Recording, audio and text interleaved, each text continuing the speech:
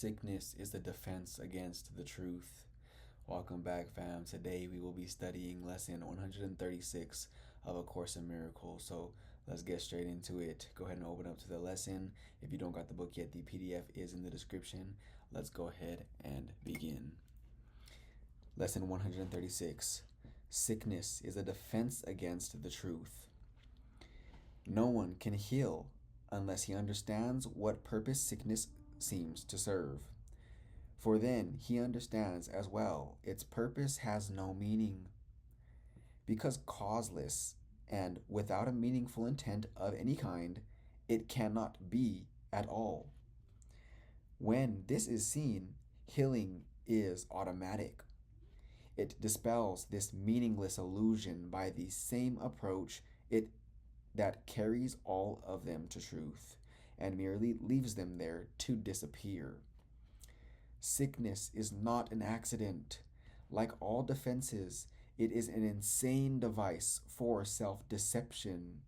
And like all the rest, its purpose is to hide reality, attack it, change it, render it inept, distort it, twist it, or reduce it to a little pile of unassembled parts. The aim of all defenses is to keep the truth from being whole. The parts are seen as if each one were whole within itself. So we're going to pause right here and just understand that sickness in the body is something that happens as a result of first having a sick mind.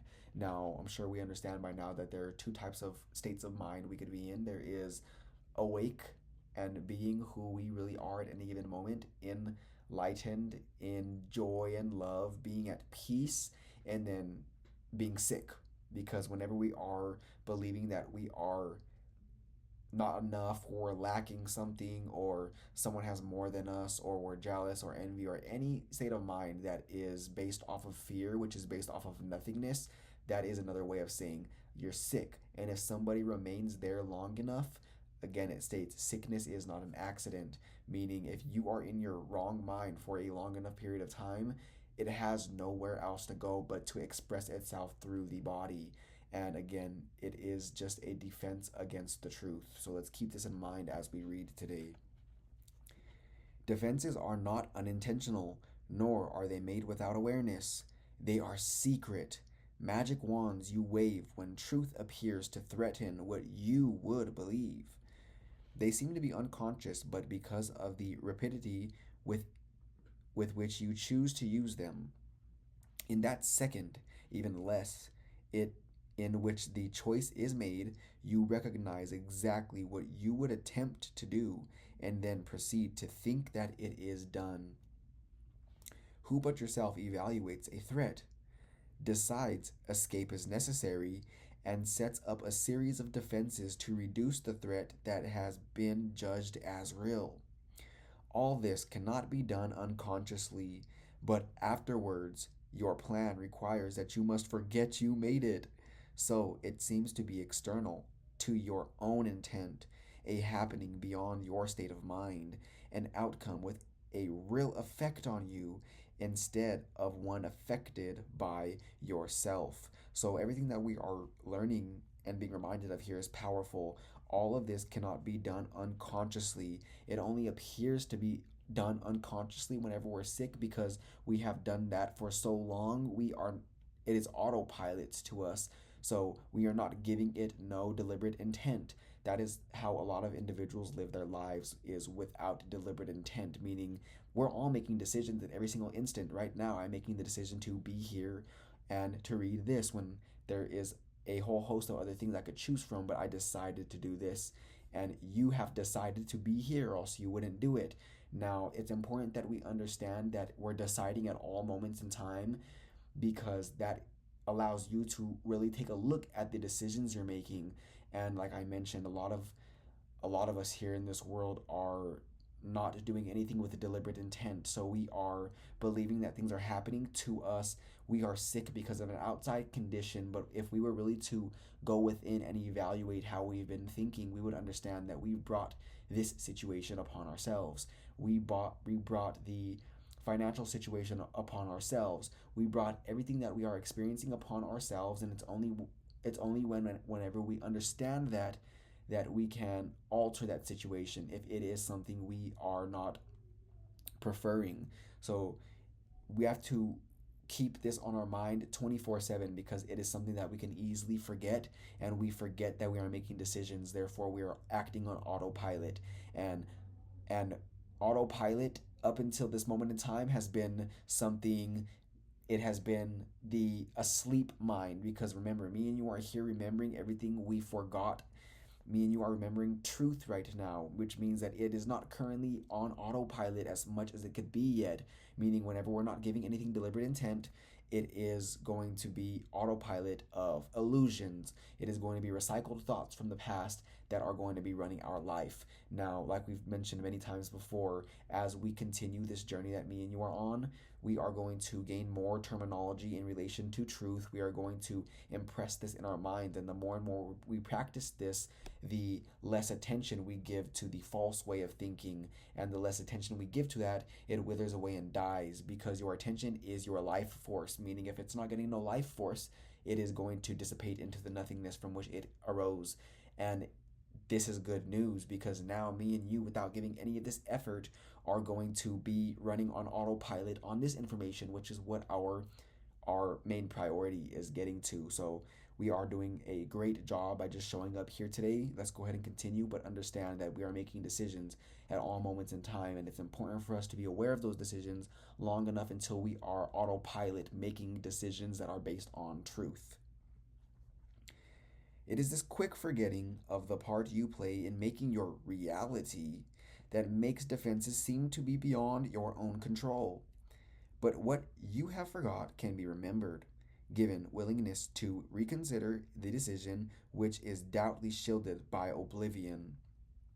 Your not remembering is but the sign that this decision still remains in force, as far as your desires are concerned. Mistakes Mistake not this for fact. Mistake not this for fact. Defenses must make facts unrecognizable. They aim at doing this, and it is this they do. Every defense takes fragments of the whole, assembles them without regard to all their true relationships, and thus constructs illusions of a whole that is not there. It is this process that imposes threat, and not whatever outcome may result. When parts are wrested from the whole and seen as separate and wholes within themselves, they become symbols standing for attack upon the whole, successful in effect and never to be seen as whole again. And yet you have forgotten that they stand but for your own decision of what should be real, to take the place of what is real. Another thing that just popped to my mind that I would like to mention before we continue is that are, whenever we are not clear minded, and when we are not in this state of mind, whenever we are not at peace, it means that our mind is being directed in many different ways, and we are cluttered, so to speak. We are unsure of which way to go or which decision to make. There is so many things happening in this clouded, foggy mind of ours in the world of illusion, and we can consider all of those as fragments. We made a fragment there, a fragment there. We think another thought, a fragment over there, and we're basically separating ourselves because we desire one thing, but we believe that we cannot possess that. Or we desire this thing, but we believe that we're bad for desiring that thing. Those are just a few examples of how we split ourselves, and that split causes sickness. We split ourselves whenever you want one thing, but you believe that you are incapable of attaining that. You split yourself whenever you want one thing because you feel like you are empty without it, and you're forgetting the fact that you are already whole regardless of what material possessions you are in the attainment of.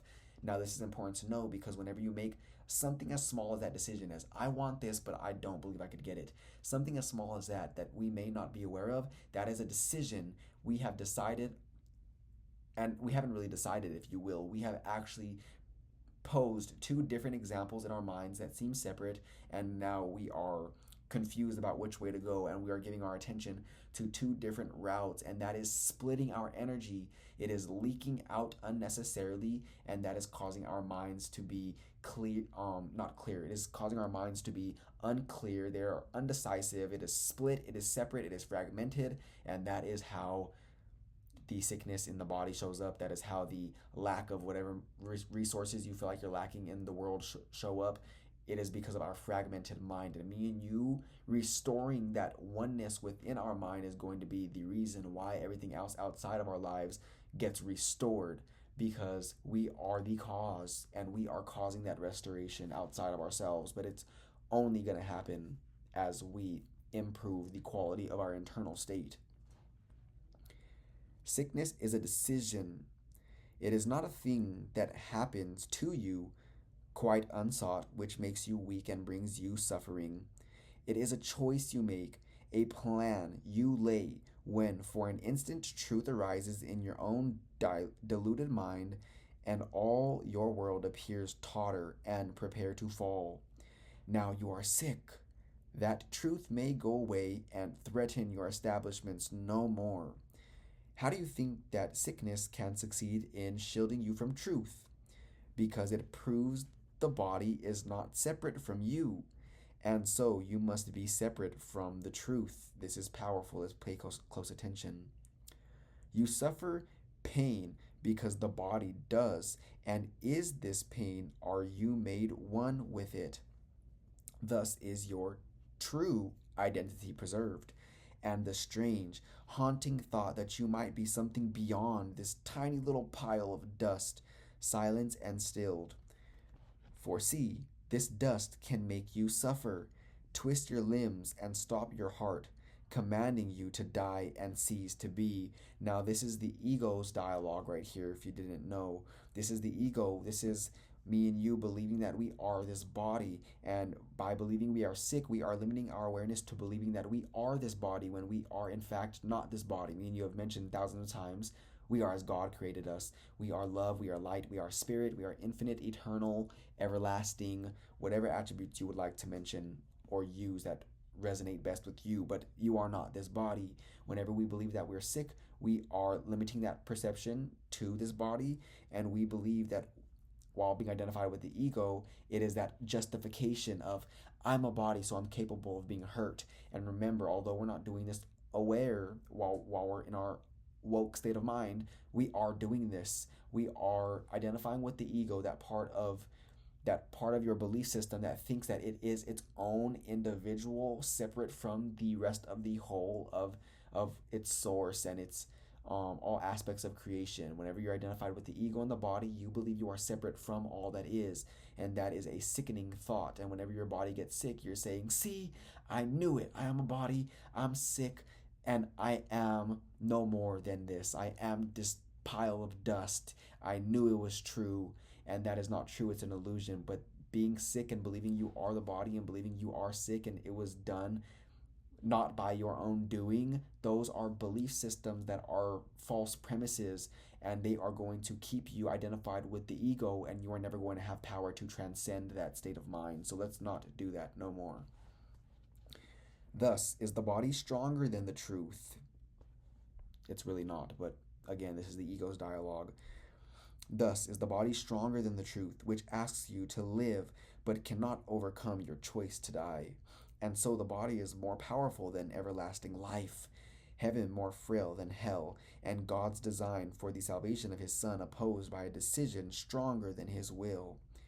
His Son is dust, the Father incomplete, and chaos sits in triumph on his throne. What an insane thought system based on nothing, and people really believe this.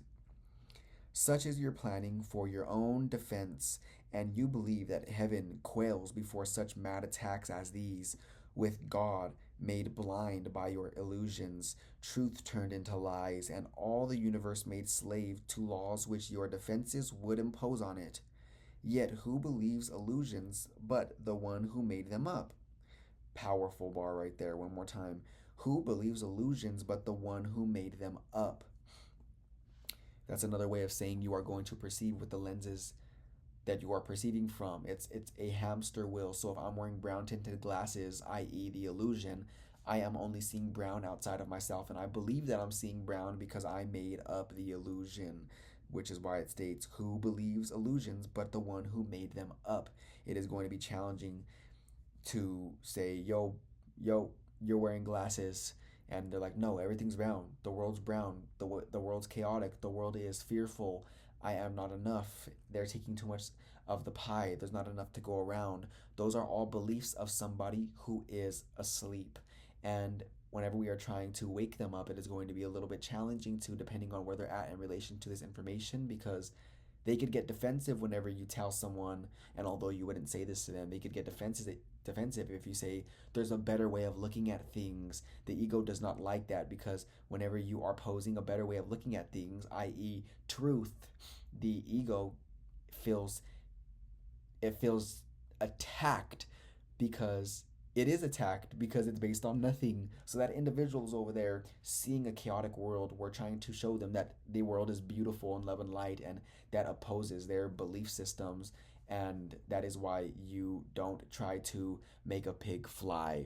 You just annoy the pig and you waste your time. So that's why it's important for me and you to lead by the clarity of our example, using 0 words, and those who are in the vicinity of this truth will be receptive and gravitate towards us, and then we will know who's ready. Remember, the whenever the student is ready, the master will appear. Now, in this case, we can consider ourselves the masters, and of course, we're students as well. And the master, i.e., the course, has appeared. And by us taking the time to really understand this and unlearn our illusions, we become masters ourselves. And only then will, whenever those students are ready, we will appear and they will appear to us, and we will know that. But for now, we need to make sure that our main priority is mastering this ourselves, because I'm sure from time to time we do get triggered by things of this world that we still have emotional charge to, and it is our job to release and transmute that energy, so that way we have no buttons that could be pushed.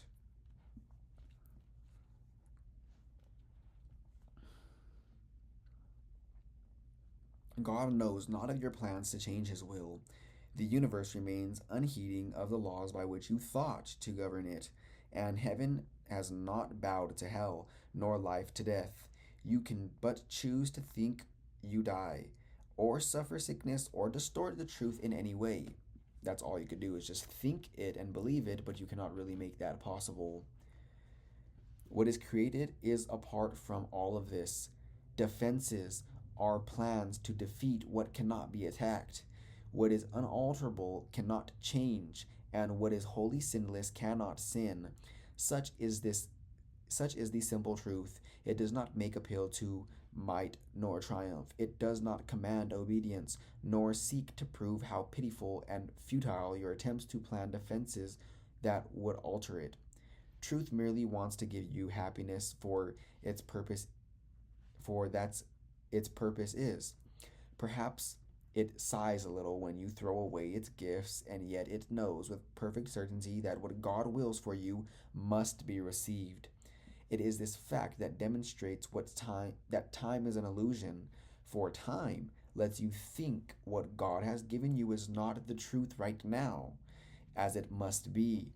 The thoughts of God are quite apart from time, for time is but another meaningless defense you made against the truth. Time is of your making.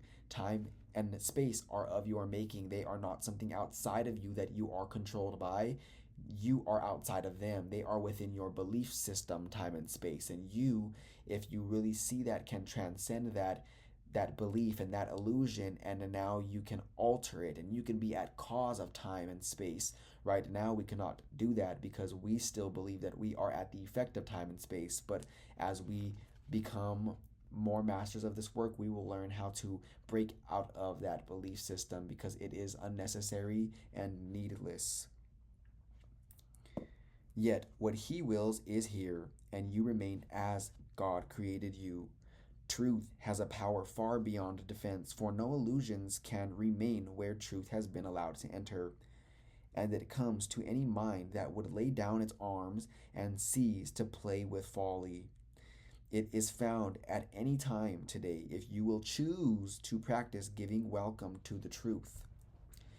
This is our aim today, and we will give a quarter of an hour twice to ask the truth to come to us and set us free. And truth will come, for it has never been apart from us. It merely waits for just this invitation which we give today.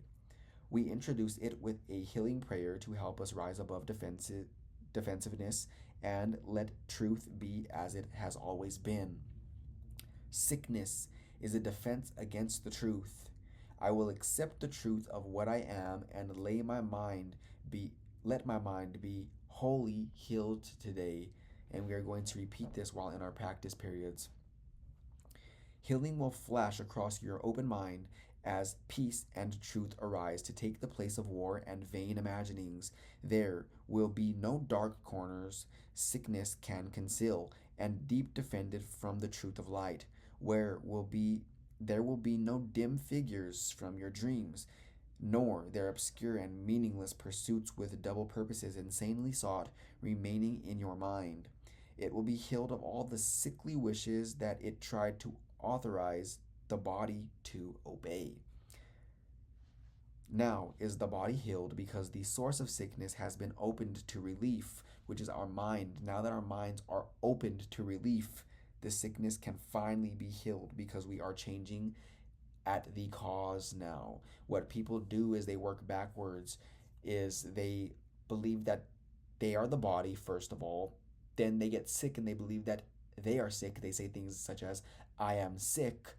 And in that case, who is I? The body. I am sick. Only the body could be sick, but who you are, which is love and light and spirit, cannot be sick. So whenever you hear someone say, I am sick, they are identifying with the ego, the body in that moment, and from there they are unable to change it until they understand that the cause is within. So what they do is they look outside of themselves. They look in the world of effect to try to heal the effect. They look in the world of illusion to try and heal an illusion, which is just makes no sense if you're really in your right mind. So they take these medications and all these other types of substances in order to fix the so-called problem, and it works temporarily, but it's only